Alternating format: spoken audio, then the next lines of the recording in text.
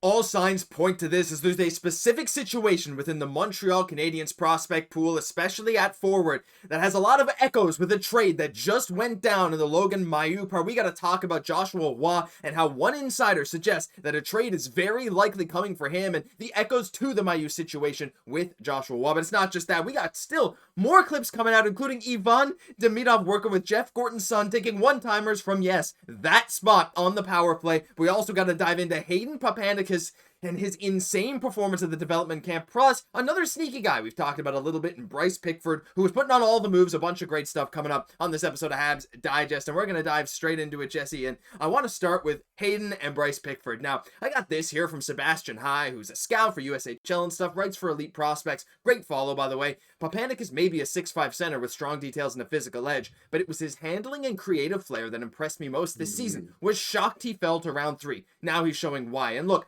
I saw people talking about Paupanekis on all kinds of different podcasts recently, YouTube videos. I saw Arber and Basu wrote an article on him for The Athletic, and Tyler Thorpe as well. But Jesse, just watching Paupanekis, it's really cool to see how people are shocked he fell to us, which seems to be a common theme in recent drafts. And honestly, one of the guys that stood out the most in the development camp. And I mean, at 6'5", how can Paupanekis not kick puck? But I mean, he was Paupanek kicking butt out there, because it wasn't just his size, but it was also really, I know, Josh, I have to go there. We're going to have some fun with this name here going forward. I mean, because it wasn't just the size, like it was really the skill and the speed as well, like the anticipation of play. Like, I think that this tweet is completely on point here, where again, like, he was drafted for the size, but he's showing that skill as well. And I'm not saying like, okay, like, ship Demidov out of town. We don't need that in our top 6 anymore. But I think that it is interesting. No, we moved up to draft this player for a reason, that along with that size and probably, let's be real, like that bottom 6 kind of upside that we look for ideally in the NHL, that there, again, is that scoring potential. It's just becoming so competitive nowadays in the NHL. Just having that size isn't good enough. You have to have that skill, of course, to go with it.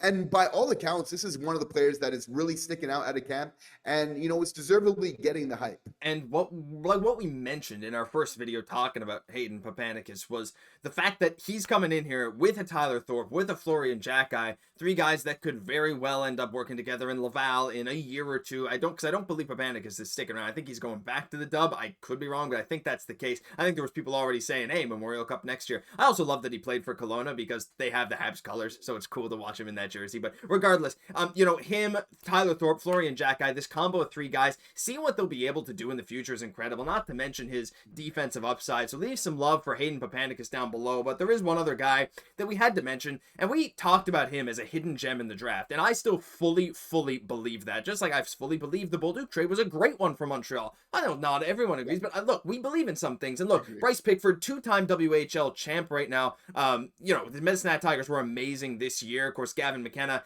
helped him a bit, but Bryce Pickford going from 2 goals in 65 games to 20 and 48, 13 goals in 18 playoff games. There's a reason he got drafted this year, Jesse. And look, we'll see Paupanekis' goal here first, but then we'll see Pickford. To me, I still one of these guys that just came out there, was not afraid. I'd probably get leveled maybe at the pros if he tried that, but still, unbelievable stuff. Like, the skill that he had on display just shows exactly why we took a flyer on him in the 3rd round, because, yeah, he's an overager, but when you see that kind of skill, it's hard to turn it down.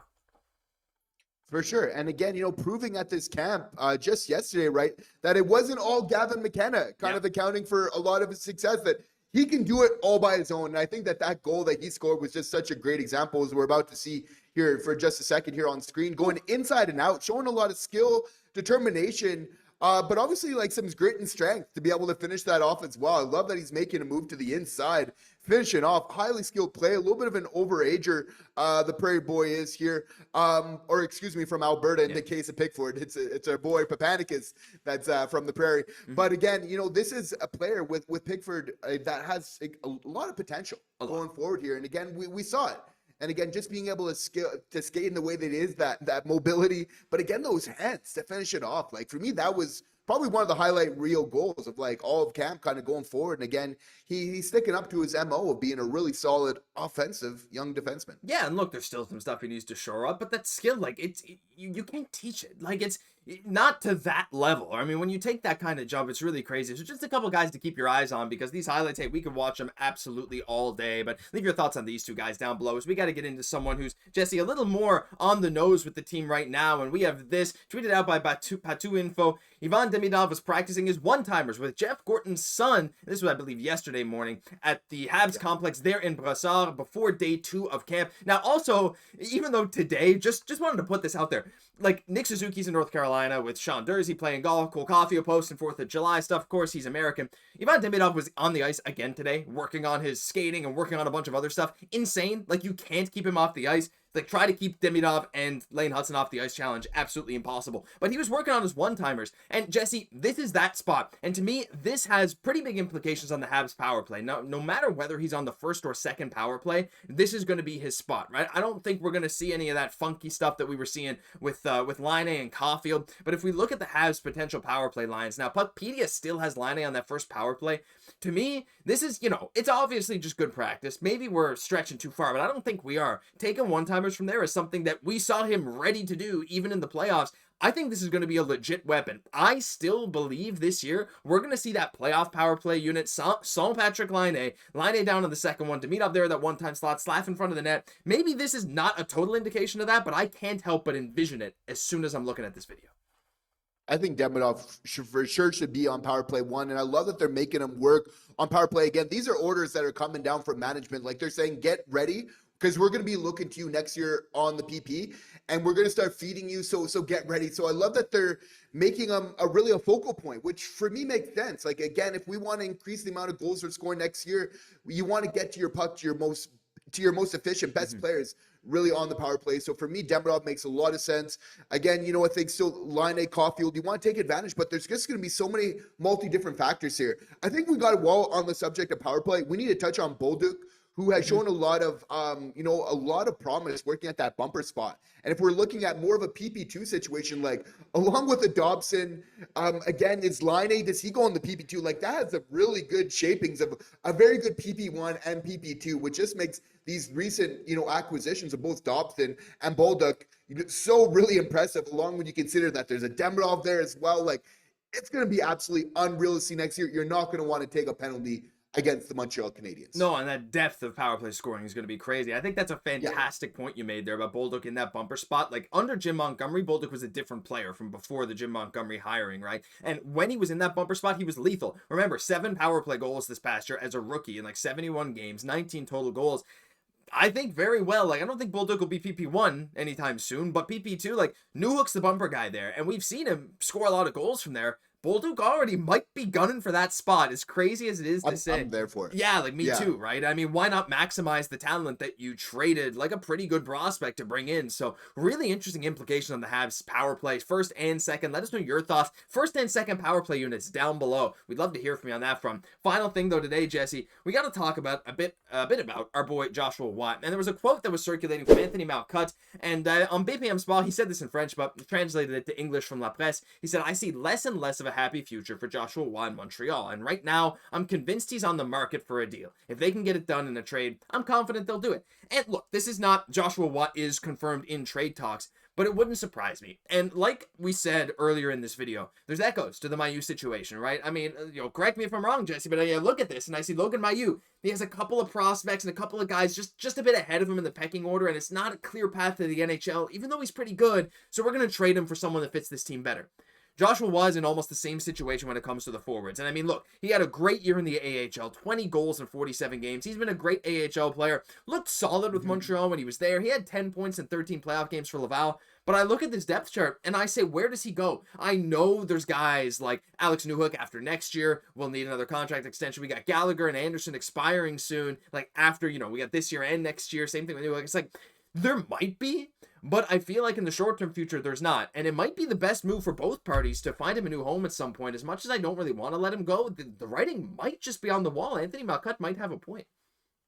And he might not be the only player that has that writing on the wall either. I think that very well Mike Matheson and Joshua Watt, plus some picks, prospects, however you want to shape that up, could be a very interesting package going in for a 2C, which I think Kent Hughes, let's be real here, hasn't given up on by any stretch of the imagination going into the season here coming up. Again, it's a great take. I definitely agree. And this is coming from a guy, and myself, fans of the channel will know, have documented many times. I'm a fan of Joshua Waugh. I think he can be a dangerous player in the NHL. Can he get back there again? But again, like, it's hard pressed to kind of find a spot. You have to feel like a middle six for him to be effective, somewhere that 2 to 3rd line.